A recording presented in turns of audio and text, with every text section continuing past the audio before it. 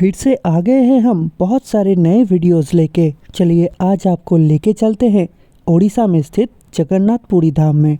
जगन्नाथपुरी धाम भारतवर्ष के बड़े 4 धामों का एक प्रमुख धाम है। पुरी के जगन्नाथ मंदिर 5 विष्णुपुरम मंदिरों में से भी आता है। जगन्नाथपुरी में स्थित है जगन्नाथ, बलभद्र और सुभद्रा जी का एक बहुत ही भव्य मूर्ति। अभी आप जो मंदिर देख रहे हैं इसके शिखर में स्थित है नील चक्र और इसी नील चक्र के ऊपर लहराता है जगन्नाथपुरी का ध्वज। जगन्नाथपुरी का ये मंदिर बहुत ही भव्य है। कहा जाता है इस नील चक्र के भार केवल मात्र हनुमान जी ही उठा सकते हैं। पुरी के जगन्नाथ मंदिर के पास में स्थित है ओडिशा का समुंदर, जिसको पुरी सी बीच भी बोला जाता है। पुरी का स्वर्गद्वार बीच भी बहुत प्रसिद्ध है। पुरी मंदिर के आसपास भी आपको बहुत सारे हनुमान जी का मंदिर देखने को मिलेंगे। कहावत के अनुसार समुंदर के लहरों से परेशान होकर जब श्री विष्णु जी रात को इस मंदिर के अंदर शयन नहीं कर पा रहे थे, तब हनुमान जी परिक्रमा लगा के समुंदर के आवाज को अंदर आने से रोक दिया था। पुरी में जगन्नाथ दर्शन के लिए आने वाले दर्शनार्थी समुंदर का भरपूर लाभ यहाँ पे उठाते हैं और स्वर्गद्वार में जाके अपना पुण्य स्नान करते हैं। पहले की जगन्नाथपुरी धाम और आज के जगन्नाथपुरी धाम में बहुत अंतर हो चुका है। अभी मंदिर के चारों ओर जो परिक्रमा पथ बन गया है वह जगन्नाथपुरी धाम को और भी आकर्षणीय बना देता है। जगन्नाथपुरी धाम बड़े धामों का एक प्रमुख धाम होने के कारण हर दिन जगन्नाथपुरी धाम में लाखों श्रद्धालु दर्शन के लिए आते हैं। जगन्नाथपुरी धाम में आषाढ़ के महीने में अनुष्ठित होता है रथ यात्रा उत्सव। इसी के आयोजन में लकड़ी के बड़े बड़े 3 रथ बनाया जाता है, जिसमें विराजते हैं जगन्नाथ जी, बलभद्र जी और सुभद्रा जी। पुरी का खाजा बहुत ही प्रसिद्ध है। यहाँ पे बहुत सारे खाजा के दुकान आपको देखने को मिलते हैं। जगन्नाथ जी के प्रसाद के तौर पे भी इस खाजा का प्रचलन है, पर यहाँ पे मिलने वाले महाप्रसाद बहुत ही अनोखा है। एक हांडी के ऊपर एक को रख के यहाँ पे बनाया जाता है महाप्रसाद। लक्ष्मी जी के कृपा से जो ऊपर वाला हांडी होता है वो प्रसाद सबसे पहले पकता है। जगन्नाथ जी के महाप्रसाद में ओडिशा में उगाया हुआ फसल ही इस्तेमाल किया जाता है। जगन्नाथपुरी मंदिर के अंदर स्थित है आनंद बाजार। आनंद बाजार में जाके आप शुल्क देके महाप्रसाद खरीद के अपना प्रसाद ग्रहण कर सकते हैं। जगन्नाथपुरी का ये महाप्रसाद बहुत ही स्वादिष्ट होता है, तो एक बार ट्राई करना जरूर बनता है। अगर आप जगन्नाथपुरी आ रहे हैं, जगन्नाथपुरी धाम में दर्शन करने के लिए आपको 3 से 4 घंटे का समय लग जाएगा। लगभग 1 घंटा एंट्री के लाइन में लगने के बाद आप जब अंदर प्रवेश कर जाएंगे, अंदर आपको दर्शन होगा जगन्नाथ जी, बलभद्र जी और सुभद्रा जी का। उसके बाद आप मंदिर परिसर में घूमेंगे, वहाँ पे भी आपको महाप्रसाद खाने को मिल जाएगा। अंदर आपको बिमला देवी का मंदिर, लक्ष्मी जी का मंदिर और बहुत सारे ओडिशा के प्रसिद्ध मंदिर भी देखने को मिलेंगे। बिमला देवी मंदिर एक शक्तिपीठ भी है। जगन्नाथपुरी धाम में प्रतिदिन शाम के 4 बजे ध्वजा परिवर्तन किया जाता है।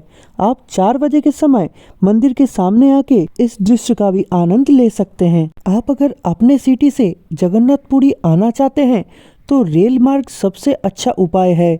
यहाँ पे पुरी में बना हुआ है रेल स्टेशन। भारत के बहुत सारे सिटीज के साथ ये कनेक्टेड है। आपके सिटी से अगर जगन्नाथपुरी धाम का डायरेक्ट कनेक्शन नहीं है तो आप खुर्दा रोड जंक्शन आ सकते हैं। वहां से ट्रेन चेंज करके आप जगन्नाथपुरी पहुंच सकते हैं। अगर आप भुवनेश्वर भी आते हैं, वहां से भी आप ट्रेन चेंज करके पुरी स्टेशन तक आ सकते हैं।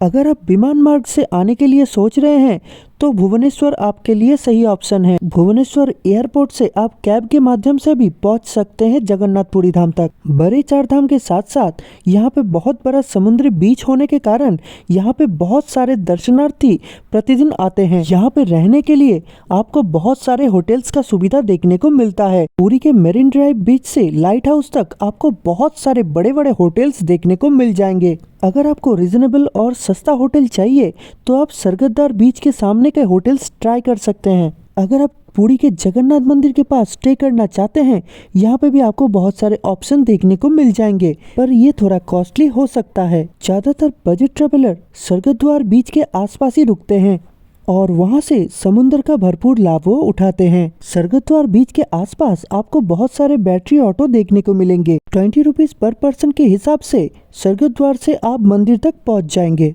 सरकत द्वार बीच के आसपास आपको खाने का ऑप्शंस भी सही मिल जाता है। मंदिर के आसपास आपको सिर्फ वेज ऑप्शन ही मिलेगा। खाने पीने के मामले में जगन्नाथपुरी धाम उतना कॉस्टली नहीं है। पुरी के जगन्नाथ मंदिर में आपको 4 मुख्य द्वार देखने को मिलता है, जिसमें से प्रमुख द्वार है सिंह द्वार और बाकी 3 द्वार है बाघ द्वार, अश्व द्वार और हस्ती द्वार।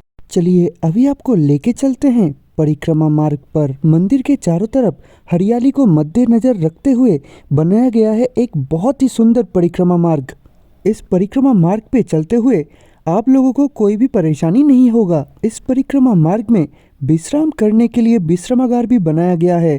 पानी का सुव्यवस्था भी यहाँ पे है। आप अगर कुछ सालों पहले जगन्नाथपुरी गए हैं तो आपको पता ही होगा कि यहाँ पे मंदिर का परिक्रमा करने के लिए कोई व्यवस्था नहीं था। इसी चीज़ का ही सॉल्यूशन किया गया है इस परिक्रमा मार्ग का निर्माण करके।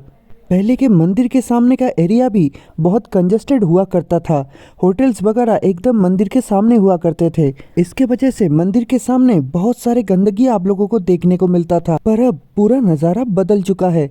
बहुत ही साफ सुथरा और भव्य तरीके से इस परिक्रमा मार्ग का निर्माण किया गया है। अभी आपके सामने जो मंदिर दिख रहा है ये गुंडीचा मंदिर है। इसको मासीबाड़ी भी बोला जाता है।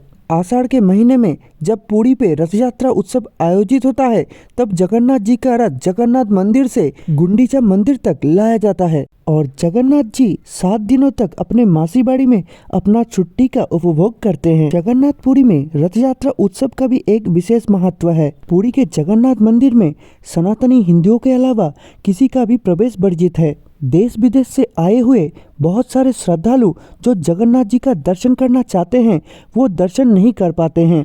इसीलिए जगन्नाथ जी सारे लोगों को दर्शन देने के लिए रथ में सवार होके चलते हैं। मंदिर के बाहर आ जाने के कारण बहुत सारे दर्शनार्थी जो अंदर जाके दर्शन नहीं कर पाते हैं उनका भी दर्शन संपूर्ण हो जाता है।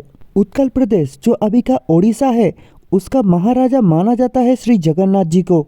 इसी वजह से ओडिशा के राजवंश के लोग रथ यात्रा के समय पर रथ के सामने सोने के झाड़ू से झाड़ू लगाते हुए नजर आते हैं। समुद्र को लेके जगन्नाथपुरी में बहुत सारे गाथाएं हैं। कहा जाता है पुरा काल में समुद्र देव भी आगे बढ़ के जगन्नाथ जी का दर्शन के लिए चले जाते थे।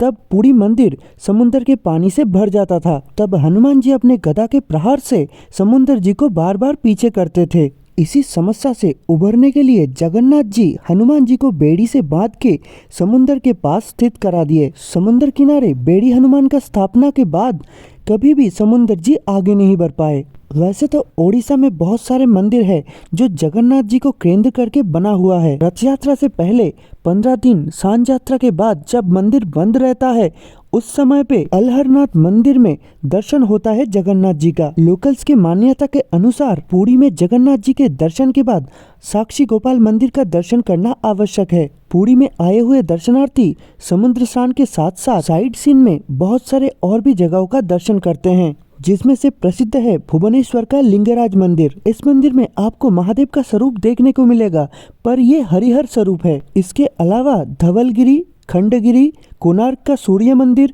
नंदनकानन भी आप घूम सकते हैं। ओडिशा सफर आपके लिए बहुत ही रोचक होने वाला है। अगर आप ओडिशा घूमना चाहते हैं तो साल के किसी भी वक्त पे आप जा सकते हैं ओडिशा घूमने, पर ठंडे के समय जाने से आपको कोई भी परेशानी नहीं होगा। अगर आप पुरी आ रहे हैं तो 4 नाइट 5 डेज का ट्रिप प्लान कर सकते हैं। फर्स्ट डे आपका जगन्नाथपुरी में जगन्नाथ जी का दर्शन में चला जाएगा। सेकेंड डे आप समुद्र का आनंद लेंगे। सी बीच के पास बहुत सारे स्ट्रीट शॉप बने हुए हैं।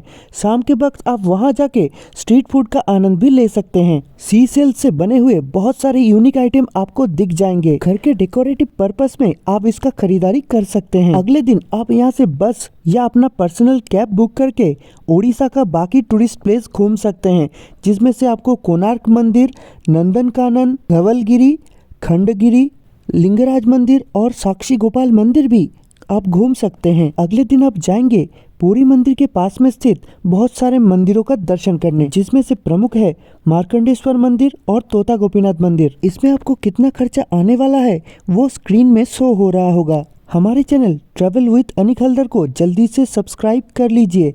ऐसे ही इंफॉर्मेटिव वीडियो हम आपके लिए ले आते हैं।